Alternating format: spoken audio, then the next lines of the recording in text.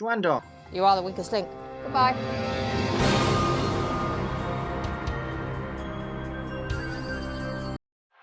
TCFC.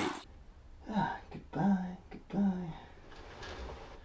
Oh, hey there. Didn't see ya. Welcome back to TCFC. My name is Tom. Now, I'm pretty late joining the party on this one, but as I'm sure you guys are all aware, Xuandong Ren has finally left Birmingham City, to the relief of everybody. So what I really wanted to do today is just, do a celebration of his time at Blues and just go over some of the blunders, and let's have a think about who's going to be the next CEO of Birmingham City. And as you can imagine, I've got some ideas. But before I do, I want to tell you guys a story of the time that me and my friends met Xuandong Ren. I'd completely forgotten about this until recently, but it just popped into my head today, and I thought I must share this with my fellow fans. I hope it's interesting for you. So what happened is, it was on the day of the Villa game, under Steve Cotterill, 0-0 draw, and for one way or another, me and my friends managed to get into the sort of backstage director's box section. So we were just wandering around aimlessly. We were pretty happy to sort of get ourselves some free drinks, just being lads, to be honest, having a good time, hoping to catch some players. I think I got a photo with Ndoye, who's man of the match that day. But the real highlight was that, as I say, we wandered around aimlessly, and we thought we've already made it into the director's box area, so may as well go into some of the boxes and see what we can find. So we went into one box, nobody there, but we saw Cotterill coming up the stairs in the Cup. So we were like, let's go into the box where he's going and, shake his hand, because at this point he wasn't persona non grata. He was actually, he wasn't despised by this point. So we went to the box that he was going to, and lo and behold, it's Xuandong Ren is there. At that time I didn't really know who he was, but it was quite clear he was the figure, and I do remember his face. He was definitely in charge of the sort of three men in that room. And yeah, we shook their hands, and Cotterill and Xuandong Ren seemed like thoroughly nice blokes, to be honest. But I'm going to be honest, my opinion has changed considerably after that. So, on with the analysis. So, let's start at the beginning. June 2017, Xuandong Ren is appointed as CEO amidst a fair amount of optimism, to be honest, because he was regarded as a football man. So he had this academy in China, which I made a video about before. At that point in time, it wasn't regarded as a total disaster. If you see the video, you'll know that these academies were a total failure, and that him and Luis Figo are currently involved in a legal battle over Luis Figo's naming rights. None of the staff have been paid, and I don't think any of the people in the academy have gone on to anything. As I say, total disaster. We didn't know that then, though. Back then, he seemed okay. So, what were the main events? I'm not going to talk about his time with Harry Redknapp or Steve Cotterill, because I don't actually think he did that much wrong. He obviously allowed Harry to overspend. That is definitely true. But the hiring of Cotterill, it was what the fans wanted, so we can't really complain about that one.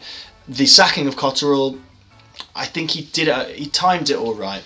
He could have sacked him a bit earlier, but, he gave Monk enough time to save us.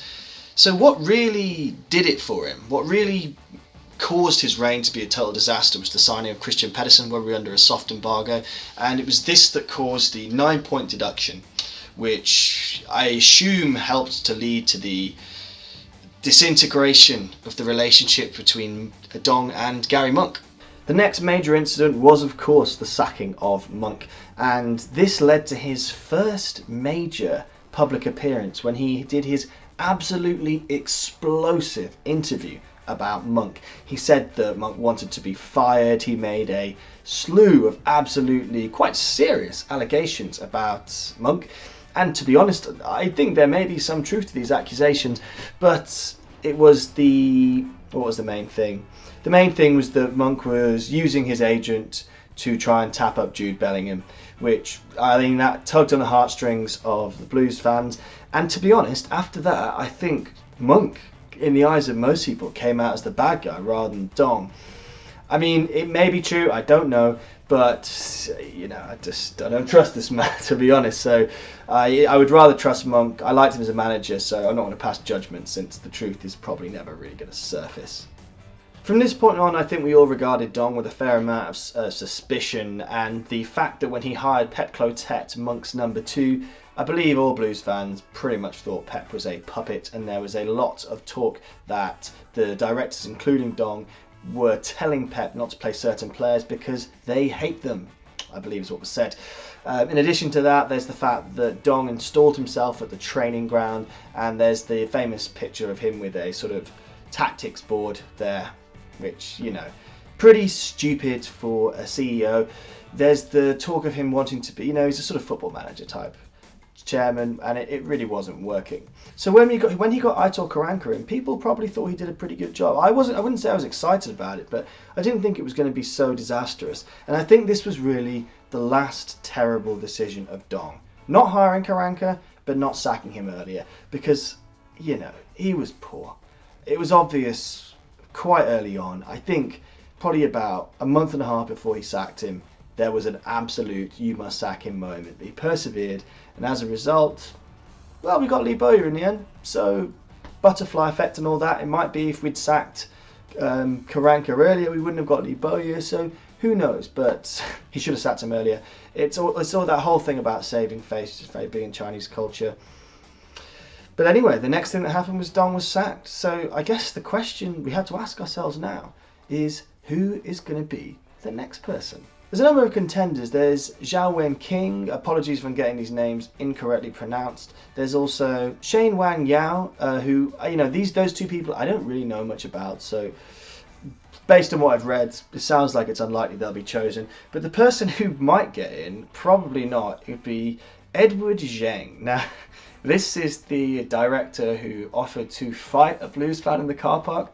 So in the interest of comedy, I think he'd be quite interesting, but in the interest of the club moving forward, probably not. Probably best we don't have that chairman taken over from Dong. So as I said before, number of contenders. I think I've demonstrated with my YouTube channel that I have a brilliant, I'm very good at incorrectly predicting scores, which is probably useful for a CEO of Birmingham City, but I am quite good at getting the more abstract predictions right, so I'm putting myself forward.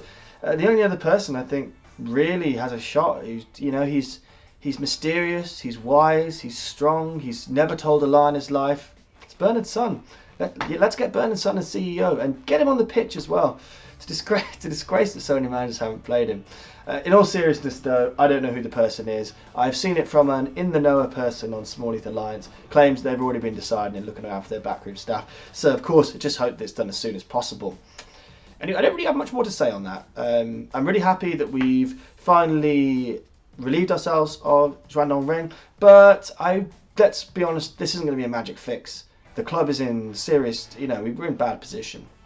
And Dong is not. A lot of the problems that we blame Dong for aren't actually caused by Dong. They're generally caused by the powers that be at our club. So, thank you for your time, Mr. Ren, but I'm glad you've left. Thank you for watching. Keep it on to the end of the road and have a nice day.